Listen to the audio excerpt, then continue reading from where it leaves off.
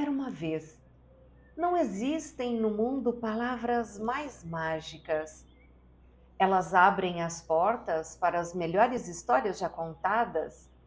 São um chamado imediato para quem as escuta. O chamado para um mundo onde todos são bem-vindos e tudo pode acontecer.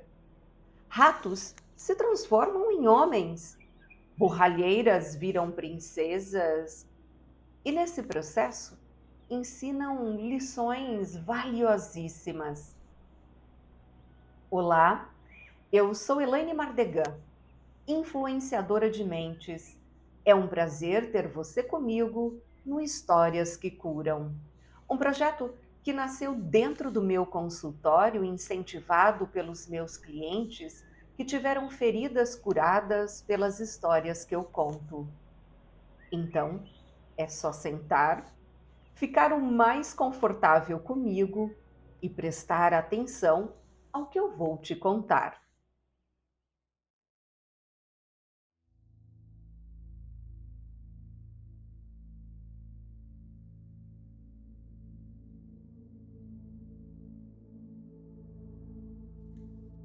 Era uma vez, num reino muito distante, não tão distante que eu ou você não possamos imaginar.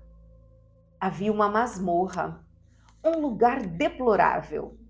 Uma luz fraca e trêmula emanava das tochas presas às paredes de pedra. Do teto pingava uma água pestilenta que vinha do fosso que circundava o palácio. Ratos enormes perseguiam uns aos outros pelo chão em busca de comida. Aquele, com certeza, não era um lugar para uma rainha. Você não concorda comigo? Era pouco mais de meia-noite e tudo estava quieto, a não ser pelo barulho ocasional de uma corrente. Passos ecoaram pelos corredores, cortando o silêncio e enunciando que alguém descia a escada espiral em direção à masmorra.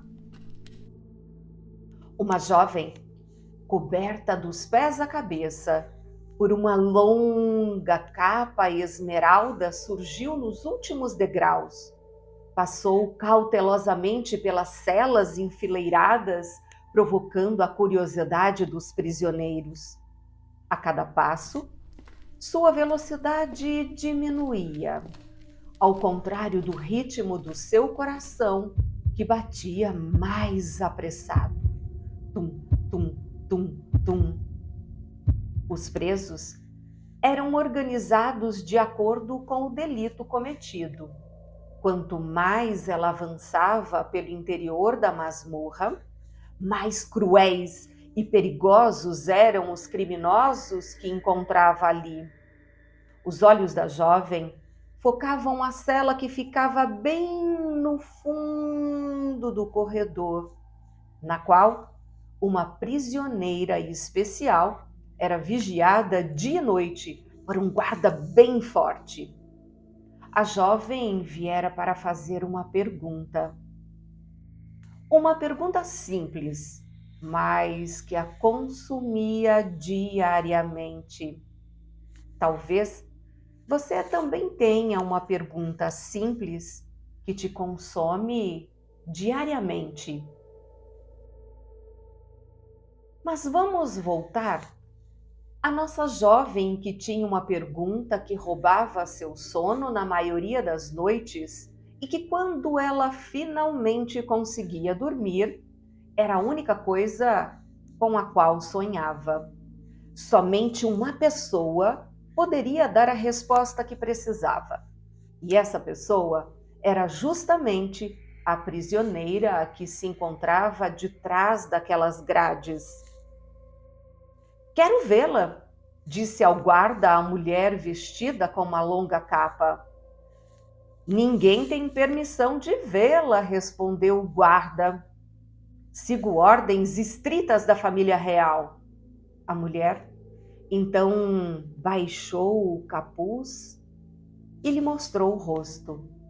Tinha a pele clara, como a neve, os cabelos pretos como carvão e os olhos que espelhavam o verde da floresta. Sua beleza era celebrada em todo o reino e sua história há muito ultrapassara as fronteiras daquelas terras.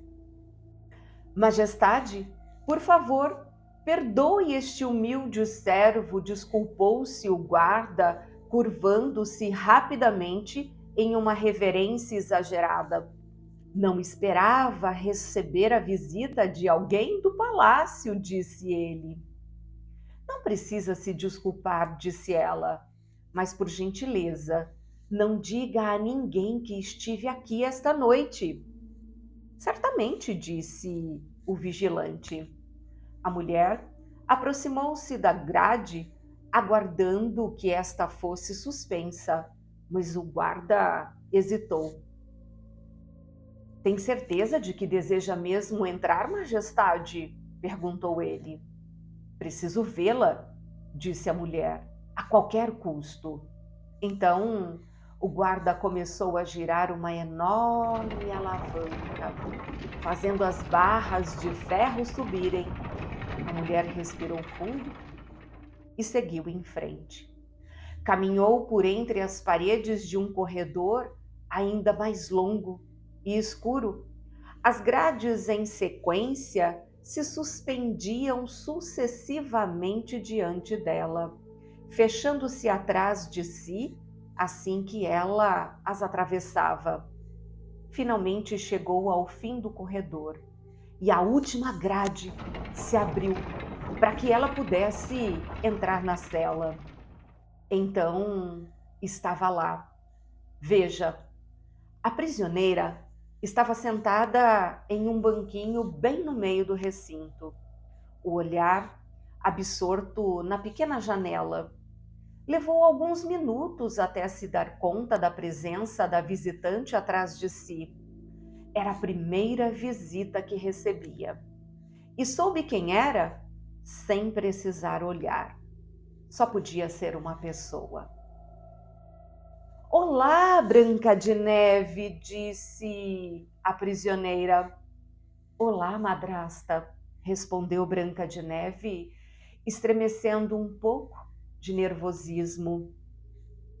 Espero que esteja passando bem. Embora Branca de Neve tivesse ensaiado sua fala, era quase impossível não gaguejar. Ouvi dizer que agora você é rainha, disse a madrasta. Sim, respondeu Branca de Neve. Herdei o trono como planejava papai. Então, a que devo essa honra?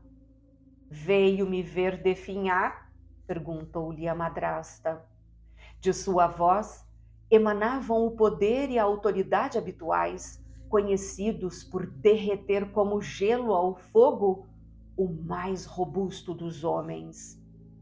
Ao contrário, disse Branca de Neve, vim para entender. Entender o quê? Questionou a madrasta. Por quê? Branca de Neve hesitou. Por que você fez o que fez? Após dizer isso, Branca de Neve de repente sentiu diminuir o peso que carregava nas costas. Finalmente havia se livrado daquela questão que ocupava sua mente com tanta insistência. Metade do desafio fora vencido. Há tanta coisa neste mundo que você não entenderia, disse a madrasta, virando-se para olhar a enteada. Era a primeira vez, em muito tempo, que Branca de Neve viu o rosto da madrasta. E sabe, era o rosto de alguém que possuíra irretocável beleza, o rosto de alguém que já fora rainha. Agora, porém, aquela mulher não passava de uma prisioneira cuja expressão se apagara gradualmente até se transformar em uma carranca triste e perene. Pode ser, disse Branca de Neve, mas você não pode me culpar por tentar encontrar as razões por trás das suas ações. Nos últimos anos, a vida de Branca de Neve havia se transformado na história mais absurda a que o reino já assistira. Todos conheciam a passagem da boa princesa que buscou refúgio com os 7 anões para se esconder da madrasta invejosa. Todos sabiam sobre a infame maçã envenenada e o impetuoso príncipe que salvou Branca de Neve da falsa morte. A história era simples, mas o seu desfecho não. Mesmo com o casamento e a monarquia para lhe ocupar o tempo, Branca de Neve se flagrava constantemente pensando se as teorias levantadas sobre a vaidade da madrasta eram verdadeiras. Algo lá no íntimo, sim, lá no fundo do coração da nova rainha, se recusava a crer que uma pessoa pudesse de fato ser tão maligna. Sabe como chamam você lá fora? Perguntou Branca de Neve. Do outro lado dos muros desta prisão, o mundo se refere a você como a rainha diabólica. Se assim for, me rotulam e aprenderei a viver com esse nome, retrucou a agora rainha diabólica. Pouco se pode fazer para mudar a opinião das pessoas quando estão com a cabeça feita, disse ela. Estupefata de ver que a madrasta pouco se importava, Branca de Neve continuou a falar, procurando nela algum sinal de humanidade. Eles queriam executá-la, após descobrirem seus crimes contra mim. O reino inteiro a queria morta. Sabe, a voz de Branca de Neve começou a falhar, até se transformar num tênue sussurro, abafado pelas emoções que transbordavam dentro de si e contra as quais tentava lutar. Mas eu não permitiria, não poderia, disse ela. Devo agradecer-lhe por ter me poupado, interrompeu a rainha diabólica. Se esperar a encontrar alguém que caia aos seus pés em gratidão, está na cela errada, menina. Não fiz isso por você, fiz por mim, disse Branca de Neve. Goste ou não, você é a única mãe que conheci e me recuso a aceitar que seja um monstro desalmado que o resto do mundo considera. Posso estar errada, mas acredito que há um coração dentro do seu peito.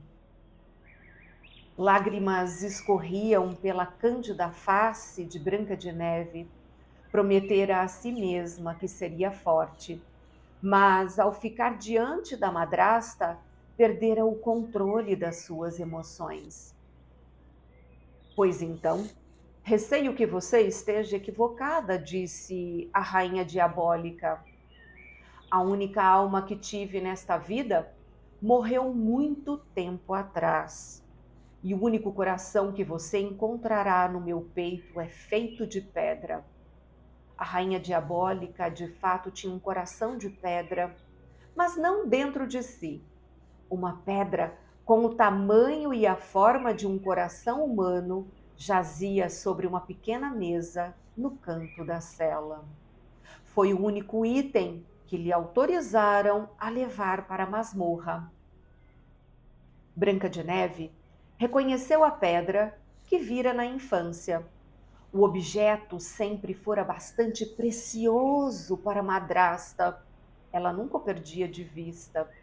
Quando criança, Branca de Neve nunca pôde tocar na pedra ou segurá-la, mas agora nada poderia detê-la. Atravessou a cela, apanhou o objeto e o fitou por um tempo. Tantas memórias vieram à tona, toda a negligência da madrasta e a tristeza que esta lhe causou na infância a invadiram novamente. Durante a vida inteira, desejei apenas uma coisa, disse Branca de Neve: o seu amor. Quando era menina, me escondia por horas no palácio com a esperança de que notasse minha ausência, mas você nunca percebia. Passava os dias recolhida aos seus aposentos entre espelhos e cosméticos, na companhia desta pedra. Gastava muito mais tempo com estranhos que lhe apresentavam métodos anti-envelhecimento do que com a sua própria filha. Por quê? A rainha diabólica nem se designou a responder. Por 4 vezes você tentou me matar, 3 delas com as próprias mãos, lembrou Branca de Neve, quase decrescente. Quando se fantasiou de velhinha para me encontrar no chalé dos anões, eu sabia que você era perigosa, mas sempre permiti que se aproximasse, pois tinha esperança de que pudesse mudar. Eu deixei você me ferir. Branca de Neve jamais havia confessado isso a alguém. Ela não se conteve, enterrou o rosto nas mãos e chorou. Chorou muito, muito assim que terminou de falar. Então, a rainha diabólica, num tom pungente, disse: você acha então que sabe o que é desgosto? Você não sabe nada sobre sofrimento. Pode nunca ter recebido afeto de mim, mas desde o momento em que nasceu, foi amada pelo reino inteiro. Algumas pessoas não têm essa sorte. Algumas pessoas, Branca de Neve, perdem o único amor que conheceram na vida. Branca de Neve já não sabia mais o que dizer. A que amor a madrasta estava se referindo? Você está falando do meu pai? Perguntou. A rainha diabólica fechou os olhos e balançou a cabeça negativamente. A ingenuidade é uma dádiva. Acredite se quiser, Branca de Neve, eu tinha uma vida antes de você fazer parte dessa vida. Branca de Neve ficou em silêncio e ligeiramente envergonhada. Sabia, claro, que a madrasta tivera uma vida antes de se casar com seu pai, mas nunca parara para pensar que vida, afinal, fosse essa. Nunca tivera motivo para indagar-se sobre isso, já que a madrasta sempre fora tão reservada. Onde está o meu espelho? Intimou a diabólica. Será destruído, respondeu Branca de Neve. De repente, a pedra começou a ganhar peso nas mãos de Branca de Neve. Não sabia se a sensação era real ou imaginária, mas passou a sentir nos braços um cansaço enorme por carregar aquele coração de rocha pura e precisou colocá-lo de lado. Você me esconde tanta coisa ainda, lamentou Branca de Neve, e me escondeu tanto durante todos esses anos. A rainha diabólica abaixou a cabeça e cravou os olhos no chão. Permaneceu em silêncio. Eu talvez seja a única pessoa neste mundo que lhe tem compaixão. Por favor, não a despreze, implorou Branca de Neve. Se aconteceu algo no seu passado que tenha influenciado suas decisões mais recentes, peço que me conte. Nenhuma resposta. Não vou sair daqui até você me contar, disse Branca de Neve. Tudo bem, disse a Rainha Diabólica. Então, Branca de Neve se ajeitou em outro banco que havia na cela. A Rainha Diabólica esperou um momento antes de começar a falar, o que só fez aumentar a ansiedade da enteada. Sua história será sempre romantizada, começou. Ninguém jamais pensará na minha, no entanto. Continuarei a ser degradada, transformada em uma vilã grotesca até o fim dos tempos. Mas o que o mundo não entende é que uma vilã não passa de uma vítima cuja história não foi contada.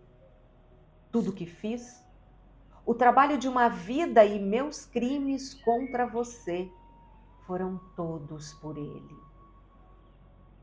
Branca de Neve sentiu o próprio coração pesar. Sua cabeça girava. A curiosidade lhe invadia o corpo todo.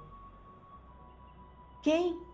Perguntou de maneira tão impulsiva que não conteve o desespero na voz. A Rainha Diabólica fechou os olhos e deixou as memórias aflorarem. Imagens de pessoas e lugares ligados ao seu passado escaparam do fundo de sua mente e voaram livres como vagalumes numa caverna. Vivera tantas coisas na juventude. Havia tanto que lembrar e tanto o que desejaria esquecer. Vou lhe contar o meu passado, ou pelo menos o passado daquela que fui um dia, disse a Rainha Diabólica. Mas fique avisada, minha história não termina com um felizes para sempre.